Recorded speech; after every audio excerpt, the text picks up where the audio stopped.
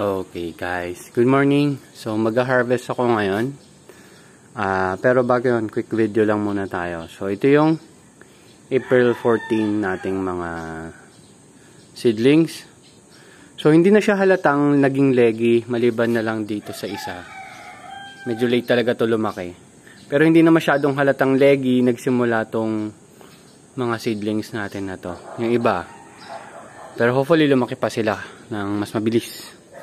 And then mamaya, magta-transfer tayo dito ng seedlings. So meron akong ita-transfer na 15 days old tsaka 10 days old. Isasabay na natin sila. Yan. So ito yung April 15, April 10. Yan. So goods naman yung size nila. Maganda naman. And dito tayo. So kahapon, hindi ko na sila nabisita ng hapon. Alam ko umaga nakapunta naman ako. Pero hapon hindi. So ito, natuyo na yung nilagay ko kahapon na tubig. So lalagyan na lang natin. Kasi foam lang yung gamit natin dyan. So ito naman yung April 20 natin. So Kiss solution ang nandito. Tapos yung ibabangga natin sa kanyang mamaya ay Nutri-Hydro solution. Hindi pala natin nadaanan yung bell pepper natin.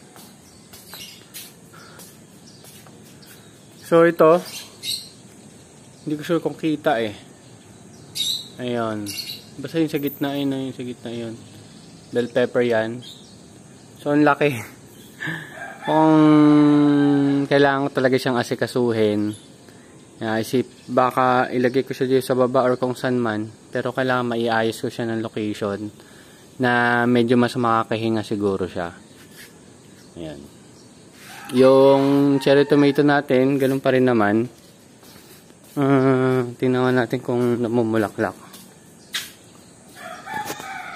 Palagay ko bulaklak yun eh. Ayun, maliliit na yun. Ayun, yung maliliit. Palagay ko bulaklak yun. Sana. Tingnan natin. Tapos nagkakaroon na rin siya ng mga suckers. Ayan. So ito ang i-harvest ko ngayon. So 1, 2, 3, 4, and 5. Itong pang 5 parang maliit eh. Pero tingnan na lang natin. Pero 3 dyan, benta natin. Then yung 2, baka sa atin na lang din muna. Ayan. So ito, scamander natin. So ano bang date ngayon? Ang date ngayon ay May 10. So, May 10 ngayon. So, 10 days na lang i-harvest na rin natin itong scamander. Tingnan natin kung medyo lalaki pa sila. 1 month kasi ito dun sa indoor nursery natin eh. Ay, di ba dapat 15 days lang?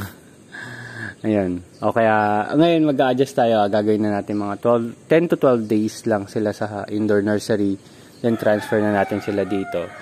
Yeah, sinesetapan ko lang. Ito, medyo pangit yung setup ko dito na nakaangat siya dyan. Hindi kasi pantay itong nilalagyan niya. So, mahirap ipantay eh. Yun, may mga maliliit na bangko tapos naka-elevate lang ng konti. So, ito yung April 5 natin. So, kung mapansin nyo doon yung may 3 maliliit.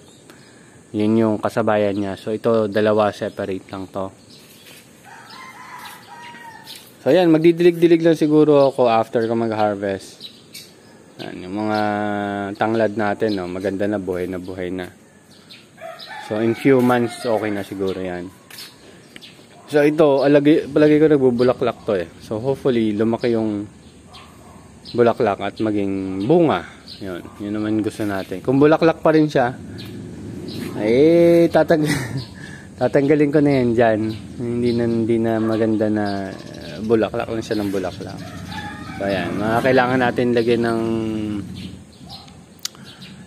dilig yan. Didiligan natin to mga cucumber natin. So ito, bala ko siguro ilipat na to. Yan. Total sa ngayon ganyang kalaki, kaya pa natin ilipat yan eh. Pag itong cucumber mukhang malabo na eh. So tingnan natin yung bunga. Ayun yung bunga oh, tingnan mo, umimpis. Biglang umimpis. Parang nawalan ng tubig. Kasi nga nagkaroon siya ng problema sa nutrient solution. So mamaya i-check ko kung ano yung reading na ng nutrient solution niya. Dapat nasa around 2,000 lang. Medyo aalagaan na natin siya kasi medyo maselan kumapit pa siya dito sa kabila sa cherry tomato natin. So ayusin ko rin yung mamaya. So ito, hindi ko sure kung magtutuloy pa ako dito ng tanim ng basil, pero tingnan natin kung ano mangyayari diyan. Pero tuloy-tuloy pa rin naman yun. Pwede akong kumuha ng seeds doon para sa Thai basil. Ito pala, hindi ko to na breed na siguro to yun. Mga natirang nutrient solution yan nung nakasabit natin dito. Pwede pang gamitin yan. Pang re-refill ko siguro sa mga lettuce natin. So, ayun.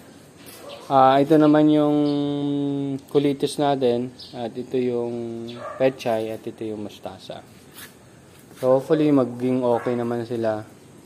Yan. Tanim lang tayo ng tanim. And hopefully, after several weeks, mas maganda na siyang tingnan. So, yan. Yung tulad ng sabi ko sa inyo, yung plano ko dyan, puro basil yan. Puro basil. Yan. So, para makapag-produce din tayo ng maraming basil.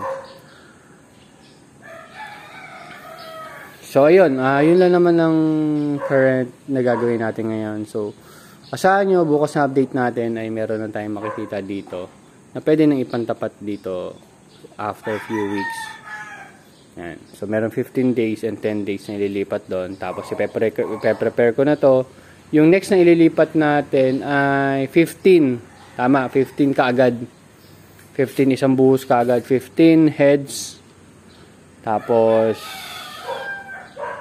yung susunod doon, kasi kailangan ko rin pala magtanim ngayon kasi every 5 days nagtatanim po tayo. So, yung susunod ko doon, alam ko dapat 30 heads eh. Yan, dapat 30 heads eh.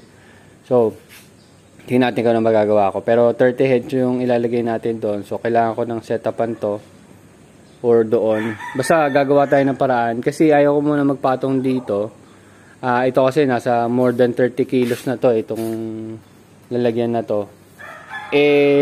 Nagda-doubt ako na kaya niyang i-support. Although bakal naman yan, mahirap na pag nagkaroon ng aksidente. So baka doon sa space na lang na yon. Yan. Dahan-dahan lang. So 15 tas 2 tapos subukan natin 30-30.